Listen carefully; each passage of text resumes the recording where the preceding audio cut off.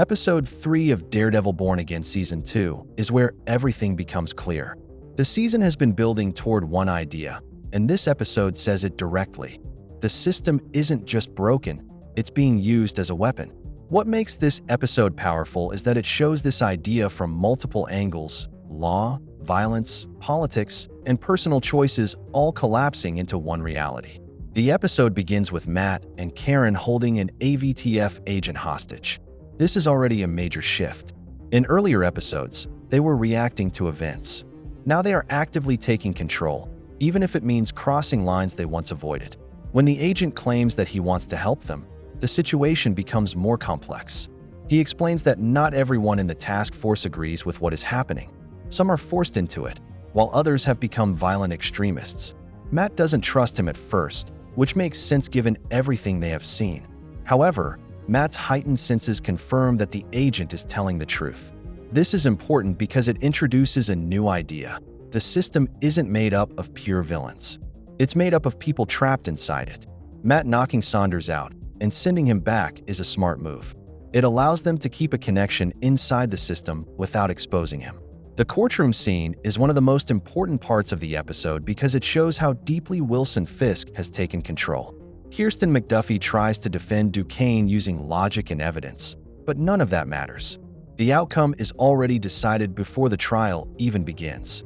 The use of Heather's psychological evaluation is key here. It's not real evidence, but it's treated like it is. This shows how truth is being replaced with interpretation. If someone in power says something is true, it becomes true in the eyes of the system. Duquesne being compared to someone like Muse is also important. It shows how labels are being used to control perception. Once someone is labeled as dangerous, people stop questioning whether that label is accurate. It was a deft move, developing Red Hook. Knowing its status as a free port would lead to incredible profits with minimal accountability. I understand that Fisk Industries and your wife Vanessa are major shareholders. All of it transferred into a trust when I took office. All the paperwork completely legal. The mention of Red Hook brings everything together. It's not just another location. It's the center of Fisk's operation. The fact that it is a free port is very important.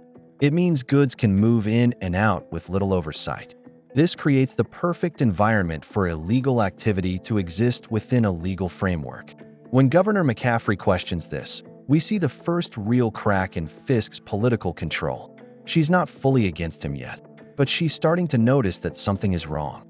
This creates a clear path for Matt and Karen.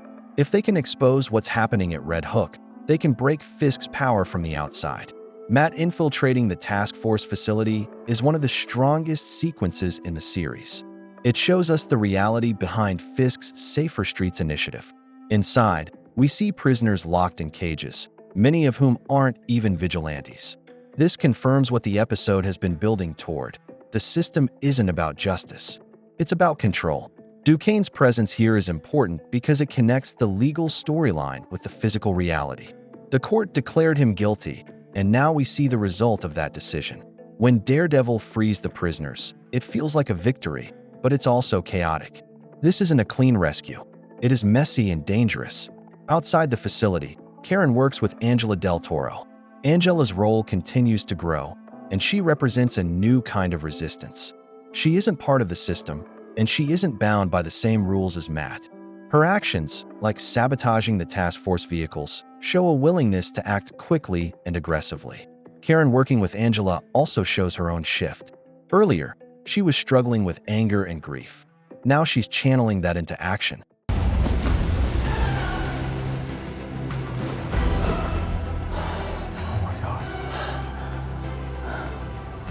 Killed them. They killed them all. The escape from the facility feels like a win. Prisoners are freed, Duquesne is rescued, and the task force is pushed back. However, the way this scene is presented makes it clear that this victory is temporary. It is chaotic and reactive, not controlled. Duquesne driving the truck to safety is symbolic. He was labeled as a criminal, but here he's helping others escape injustice. After learning what happened, Fisk doesn't try to fix the situation through legal or political means. Instead, he decides to destroy the evidence. The destruction of the Northern Star is one of the most important moments in the episode. It shows that Fisk is willing to sacrifice anything to maintain control. This includes the weapons, the operation, and the people on board. This moment removes any doubt about who Fisk is. He's not trying to protect the city. He's protecting his power. The final moment, where Matt hears the explosion from a distance, is quiet but powerful. He doesn't see it, but he understands exactly what it means. When he says he killed them all, it's not just about the people on the ship. It's about the realization that Fisk will always go further than anyone expects. This moment changes everything for Matt. Up until now, he has been trying to fight within certain limits. Now he understands that his opponent doesn't have those limits. This shows the cost of understanding. Knowing the truth doesn't always give you power. Sometimes it just shows you how difficult the fight really is. Episode 3 brings all the themes together and makes them clear. The legal system is controlled, the political system is unstable, the enforcement system is abusive, and the truth is either being hidden or destroyed. Matt, Karen, and their allies are fighting something much bigger than crime. They are fighting a system designed to protect itself at all costs. At the same time, the episode shows different responses to this system. Matt tries to stay principled, Karen becomes more aggressive, Angela represents a new kind of resistance, and Fisk doubles down on control. The most important idea in this episode is simple. When power is threatened, it will destroy anything to survive, even the truth itself. Make sure to like and subscribe if you enjoyed this video, and I will see you in the next one.